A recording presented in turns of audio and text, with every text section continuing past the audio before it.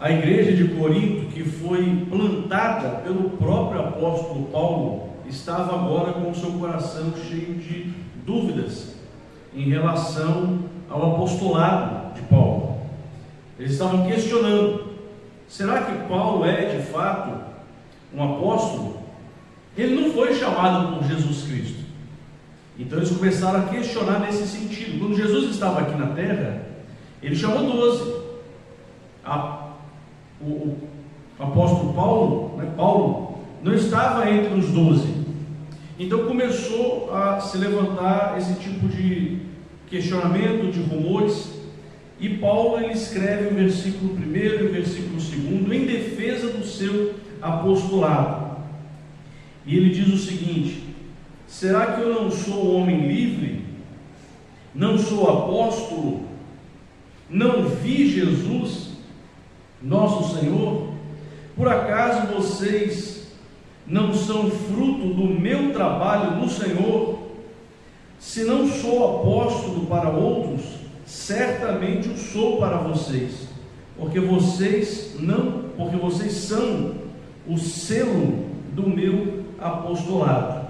Versículo 3 ele diz: a minha defesa diante dos que me questionam é esta: será que nós não temos o direito de comer e beber? E aqui Paulo vai entrar em um assunto relacionado ao auxílio que a igreja deve prestar em relação ao pastor, ao ministério, aquele que é chamado e vocacionado por Deus para servir mais do que qualquer outro dentro da igreja de Cristo.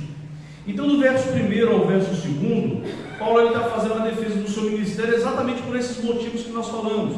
Jesus, quando estava na terra, antes da sua morte e da sua ressurreição, ele havia chamado 12 apóstolos.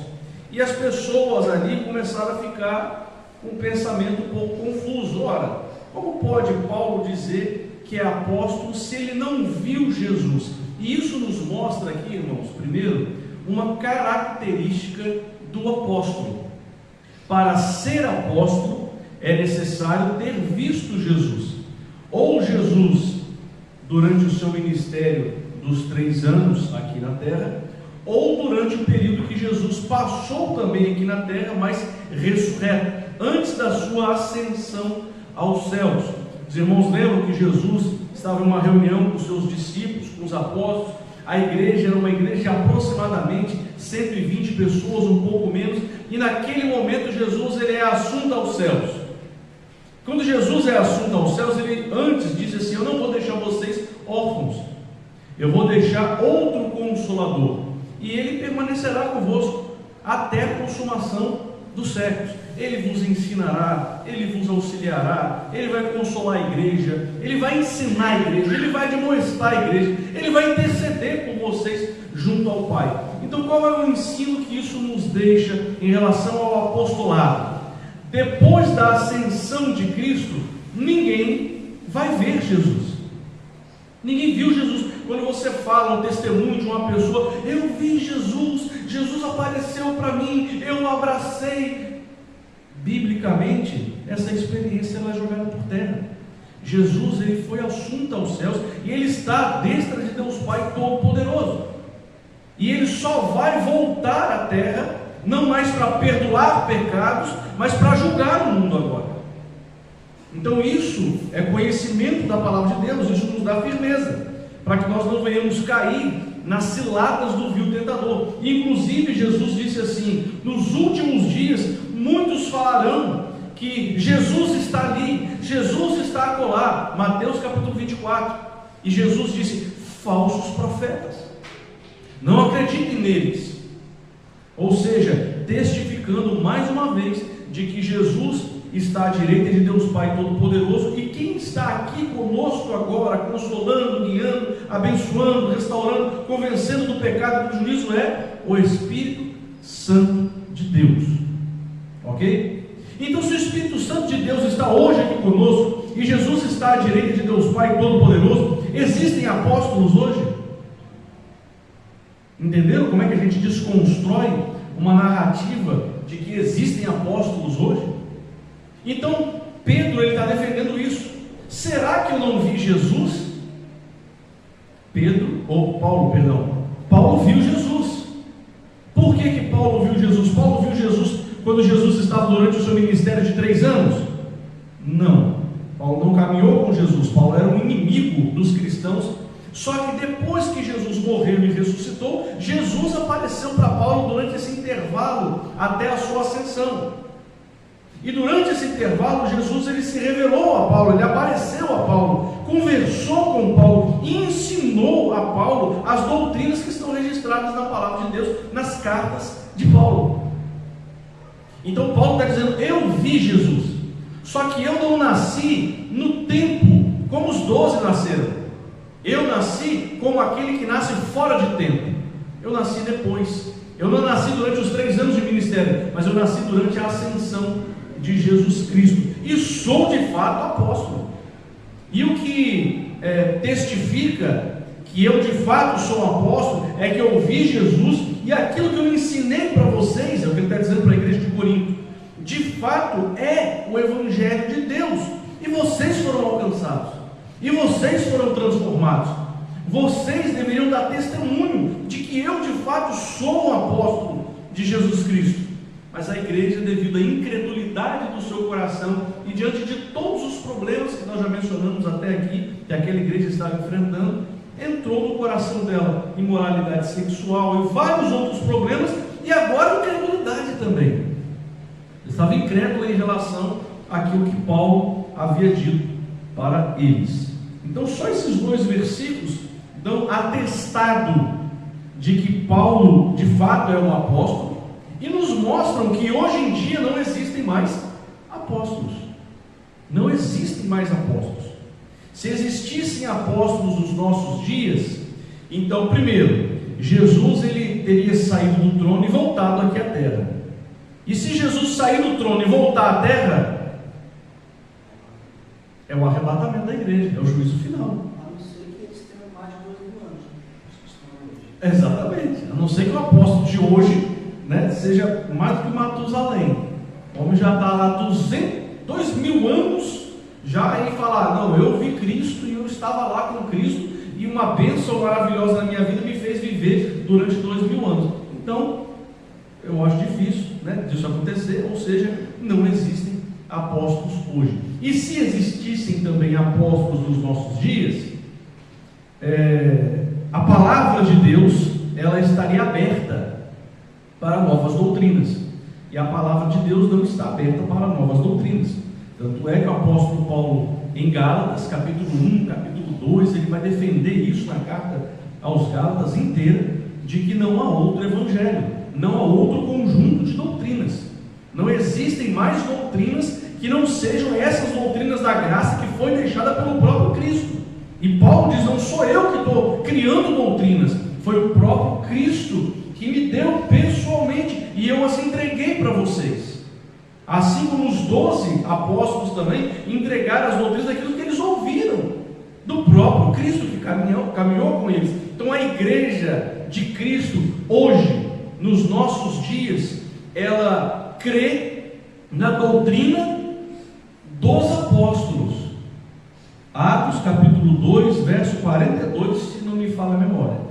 Capítulo 2 você quer? Verso 42, tenho quase certeza. Então, a igreja permanecia no partir do pão, na comunhão, na oração e na doutrina dos apóstolos. Hoje, lembra quando nós falamos aqui no domingo, que a diferença daqueles que foram salvos no tempo veterotestamentário e aqueles que são salvos no tempo neotestamentário? Aqueles que foram salvos no tempo veterotestamentário, eles foram salvos pela promessa do Messias na cruz. E nós, que somos salvos no Novo Testamento, nós somos salvos pelo cumprimento. E os olhos de quem estava no passado eram apontados para o futuro, a fé deles era uma fé na promessa, e a nossa fé é uma fé no cumprimento. Então não existem novas doutrinas, não existe algo além da cruz, não existe algo além daquilo que a palavra de Deus nos ensina.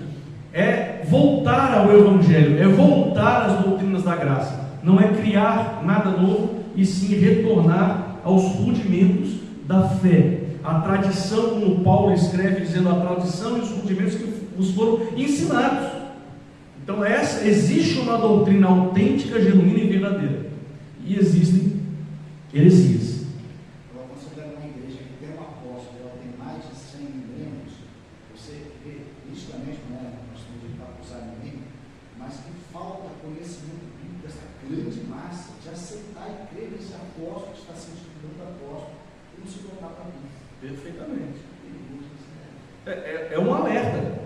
É um alerta do falso. Se alguém chegar e falar bem assim, o apóstolo A vai vir aqui, já botou o apóstolo na frente do nome, já é um sininho de alerta, heresia que deve tocar no seio do coração de uma igreja que de fato conhece a palavra de Deus. Rejeitar com todas as forças, e não pode aceitar isso de jeito nenhum. Ah, mas é só um nome, é só um título. Está fora da palavra de Deus, completamente fora. Amém? Agora do verso 3, versículo 3 até o versículo 7, o apóstolo Paulo ele vai falar sobre essa defesa de que ele de fato é um apóstolo, e vai citar inclusive o nome de Pedro, porque lembra da divisão que havia na igreja? Uns eram de Paulo e outros eram de Pedro, outros eram de Apolo. E esse grupo aqui cria que quem era apóstolo era Pedro e não Paulo. Então ele diz assim, no verso 5 em diante: será que não temos o direito de levar conosco uma mulher crente como esposa, como fazem os demais apóstolos, os irmãos do Senhor e Cefas? Ou será que somente eu e Barnabé temos que trabalhar para viver? Quem é que vai à guerra às suas próprias custas? Quem planta uma vinha não come o seu fruto? Ou quem apacenta o rebanho e não se alimenta do leite do rebanho? Aqui, o que Paulo está dizendo aqui? Primeiro, o que acontecia na igreja em relação ao ministério? Primeiro, questionamento em relação ao apostolado de Paulo. Consequência das dúvidas: a igreja não auxiliava Paulo, a igreja não ajudava. E Paulo, diferentemente dos outros apóstolos que ficavam fixos em Jerusalém e alguns outros locais espalhados, como um pastor fixo de uma igreja, Paulo e Barnabé, eles não paravam. Eles falaram: nós anulamos completamente a nossa vida. Nós poderíamos ter esposa, nós poderíamos ter filhos, nós poderíamos ter um sustento do nosso lar e viver uma vida um pouco mais sossegada, mas não. Nós nos mortificamos completamente nos nossos desejos, nas nossas perspectivas em relação à vida, para nos dedicar ainda mais a vocês.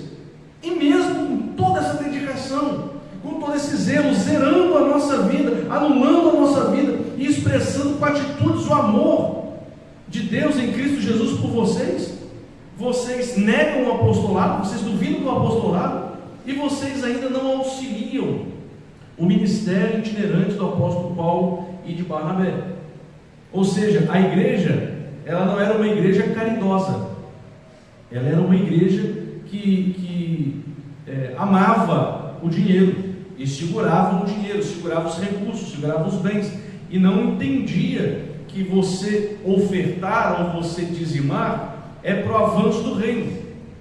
E eles eram egoístas nesse sentido, e Paulo os exorta aqui nesse momento, fazendo com que a igreja possa entender que ele, como apóstolo, ele tem direito de receber, sim. Ele, como ministro itinerante da palavra de Deus, ele diz aqui assim: cuidando da vossa alma, cuidando daquilo que é espiritual, não posso eu receber aquilo que é material? Eu estou negando a minha vida. E às vezes as pessoas acham, irmãos, até por causa da nossa contemporaneidade, do evangelicalismo que está no nosso meio, porque realmente é isso que acontece. Pastor passou a ser status, pastor passou a ser uma profissão, pastor passou a ser regalia, é sinônimo de regalia, de bem, de luxo. E o que Paulo está dizendo é exatamente o contrário disso. O pastor, ele é digno sim de receber a sua recompensa material, de ser auxiliado, de ser ajudado pela igreja, de receber ofertas, de receber auxílio, recursos, sim. Mas ser pastor para Paulo não era regalia de forma nenhuma. Ele dizia: eu estou mortificando a minha vida, é sofrimento. E hoje esse sentido de ministério está completamente deturpado.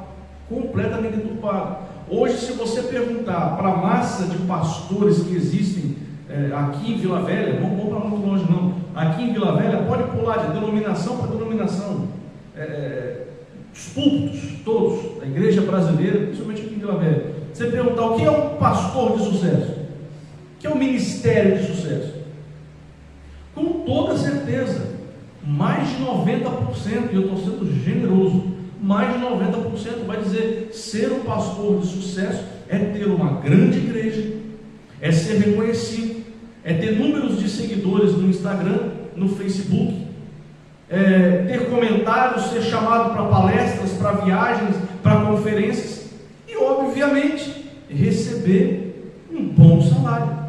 Isso é ser um pastor de sucesso. E Paulo desconstrói completamente esse tipo de narrativa. Pastor de sucesso é aquele pastor que é fiel às Escrituras e que sofre, que ora, que lê, que busca, que se importa com almas, que nega a si mesmo por amor das ovelhas, dos membros, por amor a Cristo, por amor ao próximo. Pastor não é servido, pastor é o que serve. E uma das características, eu gosto muito dessa frase do pastor Paul Washer, que ele diz: se você quer ver se uma igreja é bíblica, observe os pastores dela, se eles caminham pela igreja como se fossem reis ou como se fossem servos. Os pastores de uma igreja bíblica caminham por ela como se fossem servos, que de fato são, não são reis. E pastor de uma igreja que está distante da palavra de Deus, você pode observar, o pastor caminha pela igreja como se ele fosse rei, e todo mundo dá uma grande reverência àquele pastor. O pastor chegou, não, pastor fulano de tal, na frente do pastor, por trás do pastor, as pessoas são diferentes. E o pastor é como se fosse um popstar, um businessman, um homem de sucesso, né? Há até uma frase horrível que se usa nesse meio, que dizem: pequenas igrejas, grandes negócios. Olha só que coisa terrível, completamente deturpado daquilo que é a verdade de um ministério fiel à palavra de Deus. Então Paulo, ele defende sim o apoio financeiro da igreja, porém hoje em nossos dias nós precisamos entender aquilo que Paulo disse aqui também. Ele diz: entretanto, deixa eu ver o verso aqui ó, versículo 12, ele diz: se outros participam desse direito sobre vocês, não o temos nós em maior medida? Se a igreja ajuda as pessoas ao seu redor, os pastores deveriam ser ajudados em maior medida. Isso que ele está dizendo. Entretanto, não fizemos uso desse direito. Observe bem, Paulo está exortando a igreja a sustentar os pastores, a ajudar os pastores para que eles tenham condições de se dedicarem de forma integral, como Paulo e Barnabé se dedicaram de forma integral. Porém, ele diz: mesmo assim, eu não usei desse direito que eu tenho. Não é benefício, é direito. Eu não usei desse direito. Por que ele não usou? Pelo contrário, suportamos tudo para não criarmos qualquer obstáculo ao Evangelho de Cristo. Vocês não sabem que os que prestam serviços sagrados se alimentam no próprio templo, e que os que servem ao altar participam do que é oferecido sobre o altar? Ele lança a luz no tempo velho testamentário. Lembra dos levitas? Os levitas eram sustentados pelas tribos, e eles estavam lá a serviço do templo. Assim como eles eram sustentados pelas tribos, nós também não devemos ser sustentados? É isso que ele diz. Para que devemos ser sustentados? Para sermos cheios de regalia? Para sermos ricos, milionários, pastor de jatinho? Não. Para podermos fazer com que o Evangelho de Cristo avance só, negando a nós mesmos e as nossas paixões, mas para que o Evangelho de Cristo avance. E mesmo assim, Paulo, ele não usava desse direito.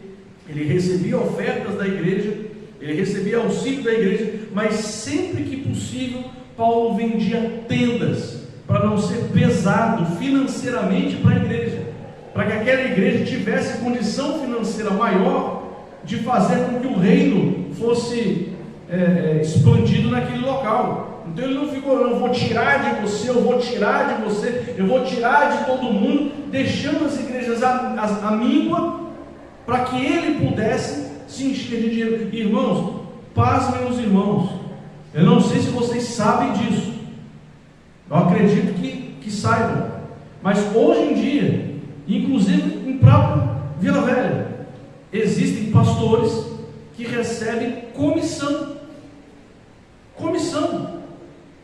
20% de cada igreja, com o nome A. As igrejas implantadas pelo pastor são obrigadas a dar 20% para ele, para o salário dele, e ele ganha comissão. Exatamente isso que o Paulo está batendo contra. De forma nenhuma. Eu não vou ser pesado para vocês. Ou seja, pastor não é aquele que é o que mais recebe, é o que tem um carrão. Pastor é simples. Simples, ele recebe, mas de forma que não seja pesado para a igreja, não seja um fardo para a igreja, e que a igreja tenha condições de usar os seus recursos, não para a regalia do pastor. Entendo isso, não para a regalia do pastor, não para o luxo do pastor, não para a vaidade do pastor, mas sim para que o reino de Cristo avance.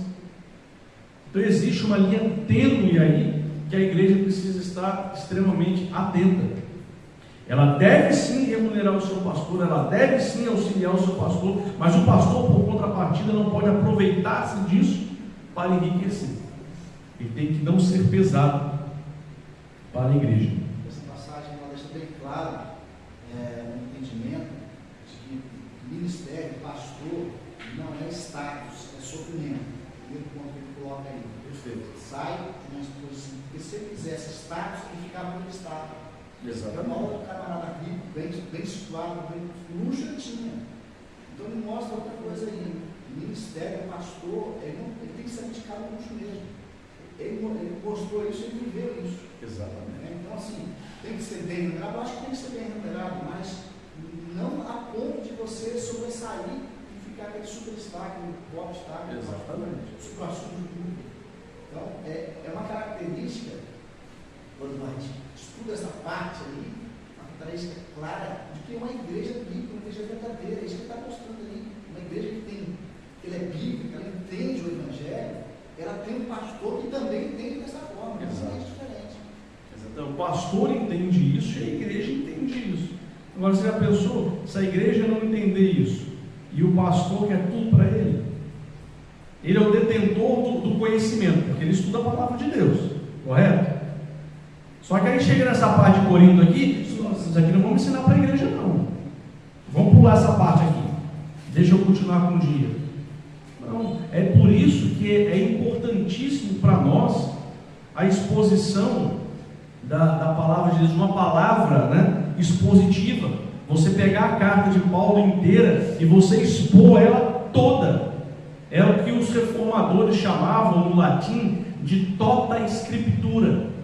Tota, toda, escritura. Então a escritura inteira, não é pedacinho da escritura não. Aquilo que me convém eu pego, aquilo que não me convém eu passo, eu pulo. Não, o pastor sente na carne também, e a palavra tem que ser pregada para ele também, entendeu?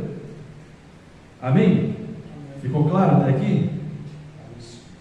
Agora Paulo vai continuar o assunto dizendo assim, eu não li esse texto aqui que é importante dele, verso 14, que é a definição do tempo do Velho Testamento, que eu falei sobre os levitas. E ele vai lançar luz agora para o Novo Testamento. No versículo 14 ele diz: assim também o Senhor ordenou aos que pregam o Evangelho que vivam do Evangelho. Então, hoje em dia, a gente tem uma noção, né, de que, assim, se o pastor não viver do Evangelho, isso é uma coisa fantástica e tudo. Não, a ordenação é: o pastor viva do Evangelho. É para viver do Evangelho mesmo. Só que para viver do Evangelho de uma forma simples. De uma forma simples. E não ser um egoísta, arrogante e materialista. Certo? É uma palavra dura, uma pancada, mas é a verdade. Estou batendo em mim mesmo, que é pastor. Pastor não pode ser orgulhoso, egoísta, vaidoso e amante do dinheiro. Ele tem que ser amante das ovelhas. Tem que amar o povo. Tem que estar se importando em ter o maior salário da igreja. Tem que ser do pastor. E ainda tem pastor que bota ele como pastor, aí bota a esposa como alguma coisa da igreja para receber salário, filho, filha, e a família toda vira uma máfia dentro da igreja. É uma empresa, um nepotismo. Horrível isso. Extremamente claro de que é uma pessoa materialista, completamente materialista. Certo? Agora o apóstolo Paulo diz aqui: eu, porém, não tenho feito uso de nenhuma dessas coisas, e não escrevo isso para que assim se faça comigo. Ele está dizendo: eu não estou reclamando disso para que vocês agora comecem a juntar dinheiro e me entreguem. Não estou fazendo isso não. Eu vou continuar do jeito que eu estou. Eu vou continuar não tendo onde reclinar minha cabeça, não tendo casa, passando aperto, dificuldade, dormindo na casa de irmão, comendo na casa de um, comendo na casa de outro, sendo ajudado a viver na vida mais simples possível. Mas eu não estou fazendo isso também, ele diz, para que traga glória para mim, para que todos olhem para mim e falem: nossa, que Paulo é um homem espiritual demais. Não, eu estou fazendo isso para dar exemplo, para que os próximos façam da mesma forma. Não sejam materialistas e amantes do dinheiro. E ele diz assim: se anuncio o Evangelho, verso 16, não tenho de que me gloriar, pois sobre mim pesa essa obrigação, porque ai de mim se não pregar o Evangelho. E Paulo diz: eu não faço por livre vontade. Olha só a maturidade dele: eu não faço por livre vontade, porque se eu faço por livre vontade, eu fico esperando recompensa. Mas não, eu faço por responsabilidade e obrigação. É minha obrigação pregar o Evangelho, recebendo ou não. Se eu receber alguma coisa, amém. Se eu não receber, é minha obrigação. E a expectativa de Paulo não era de recompensa terrena, mas sim de uma recompensa divina.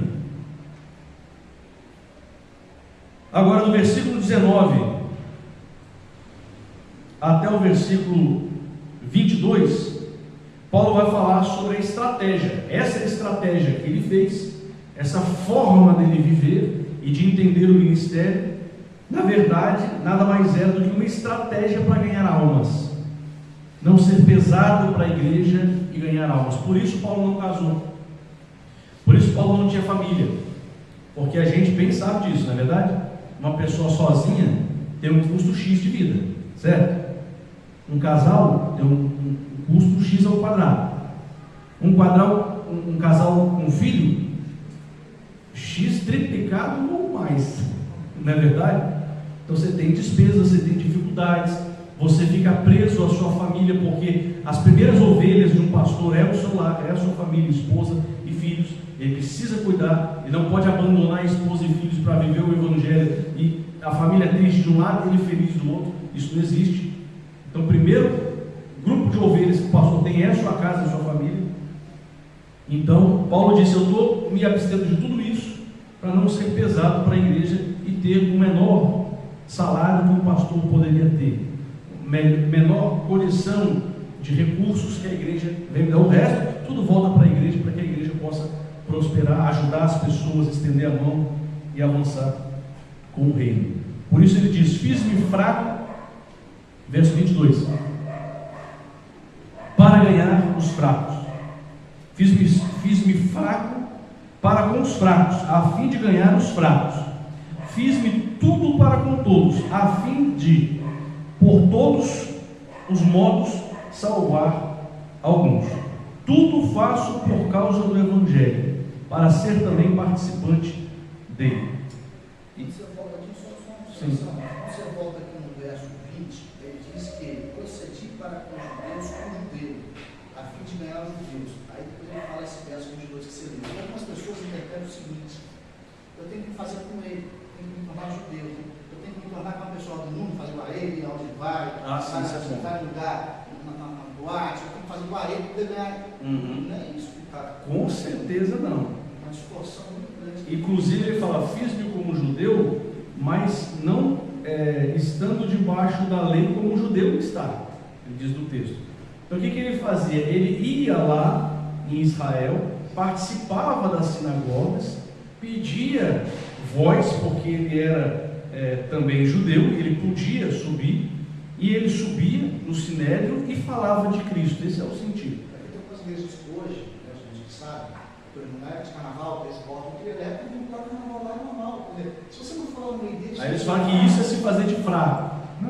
Se você falar no meio deles, você vai evangelizar, quem quiser, estira o proveito disso, isso, vai dizer que está evangelizando, porque o canal está ligando aquela. Daqui a pouco você vai para qualquer lugar para dizer que você se fez fraco. E não é esse o sentido que Paulo está fazendo. Está falando, o sentido dentro do contexto é: eu estou fazendo de tudo para pregar o Evangelho. Eu estou fazendo de tudo. Eu vou lá nas sinagogas, eu vou nos judeus, eu vou para cá, eu vou para lá, prego o Evangelho. Mas, obviamente, irmãos, com toda a prudência, né? Com toda a sabedoria, a gente não tem nem condições de usar a estratégia de Paulo, a estratégia bíblica. Não dá para a gente criar outro tipo de estratégia. Vamos criar uma outra estratégia. Vamos para o carnaval, no trio elétrico, para pular trio elétrico, e no meio do trio elétrico vamos evangelizar o pessoal que está ali naquela bagunça. Não existe isso. Não tem resultado nenhum. Resultado pelo contrário, é de destruição. Isso a gente está cansado de ver por aí. Amém? Mais alguma coisa? Então agora do verso 24 em diante, principalmente o verso 25, 26 e 27, no desfecho, que a gente aqui também já concluindo hoje, o apóstolo Paulo ele faz uma comparação. Ele diz o seguinte: tudo que eu estou fazendo é com bastante dedicação, é com bastante restrição, é com muito esforço, não é sem esforço servir a Deus. É isso que ele está dizendo. Servir a Deus requer sim esforço, empenho, dedicação. Quem quer levantar cedo aqui para ir trabalhar? Levanta a mão. 5 horas da manhã. Mas você não vai, você não levanta, se esforça.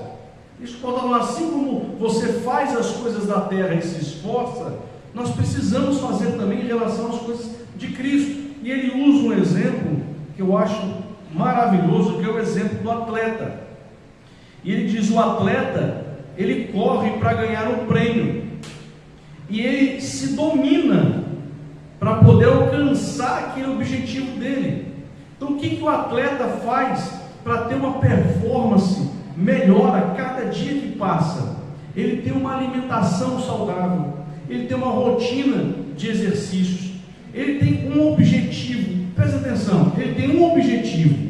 Para alcançar esse objetivo, o que o atleta faz? Ele elabora um planejamento, e ele segue aquele planejamento passo a passo, dia a dia, detalhe por detalhe, em todos os sentidos, para que ele consiga alcançar aquela meta, aquele objetivo dele, que é a medalha. E ele diz: muitos correm, mas só um alcança a medalha. Então imagina a dedicação desse atleta diante de uma competição com 100 participantes junto com ele, sabendo que dos 100 só um vai ganhar.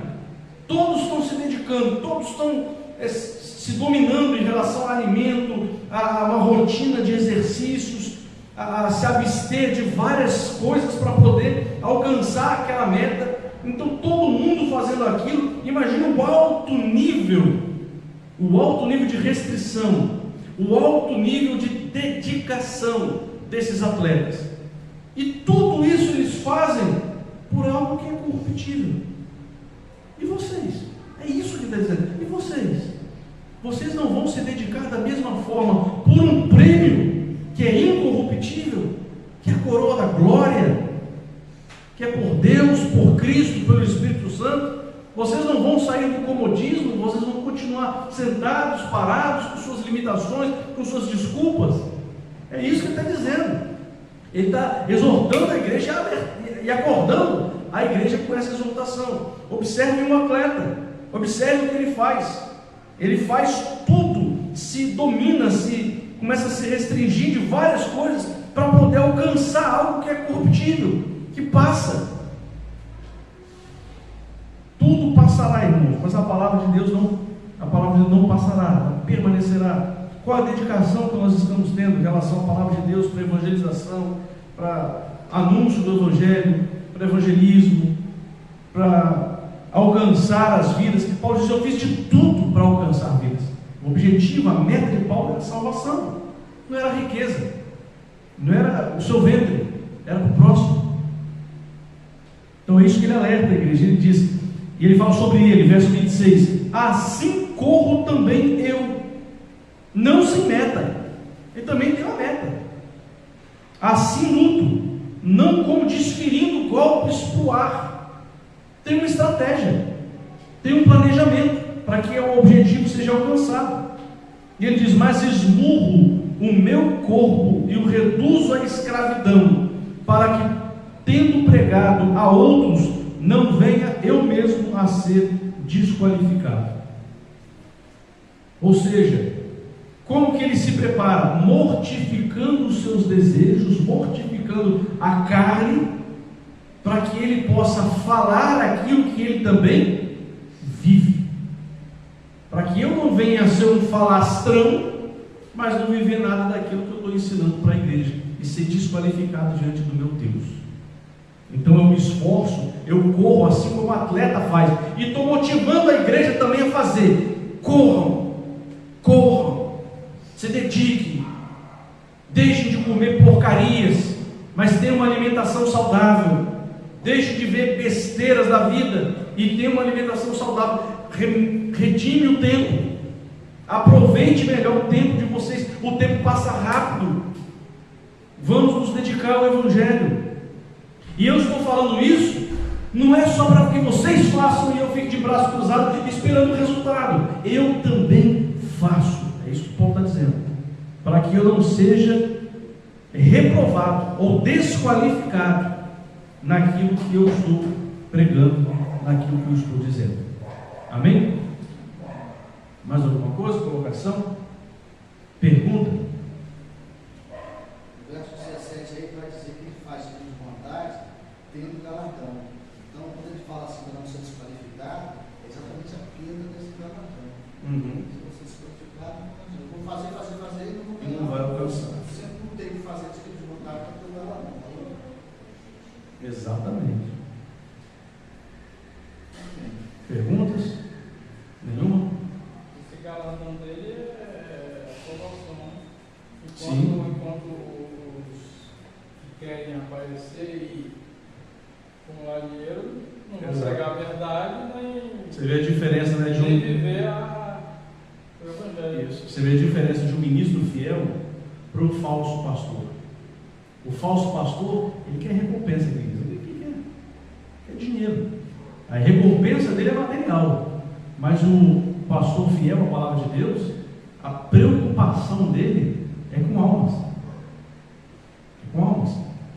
Eu ouvi várias piadinhas, né, ao redor, no meio dessa pandemia, dizendo que os pastores estão preocupados nesse momento com as almas. Aí quando eu falava que está preocupado com as almas, as pessoas começaram a rir. Você está preocupado com a alma? Ele está preocupado das pessoas não virem à igreja e a arrecadação da igreja cair e o salário dele diminuir. É isso que ele está preocupado. Aí fica esse tipo de piadinha. Por quê, irmãos? Porque a maioria das igrejas hoje são fiéis? Não, isso é realidade. E as pessoas não acordam para isso, para estudar a Bíblia e falar: será que a minha igreja é uma igreja fiel?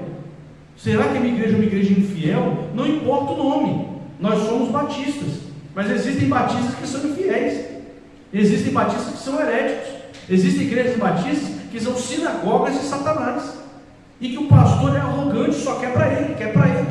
É verdade, e em todas as denominações, principalmente as denominações que são de domínio público. Batista, Assembleia de Deus, Presbiteriano, são domínio público. Então qualquer um pode abrir uma igreja, colocar e ser mal intencionado. A pessoa está vendo? Lá na igreja Batista, lá, acontece isso. Estão entendendo? Então tem que tomar muito cuidado. Bastante cuidado. Amém?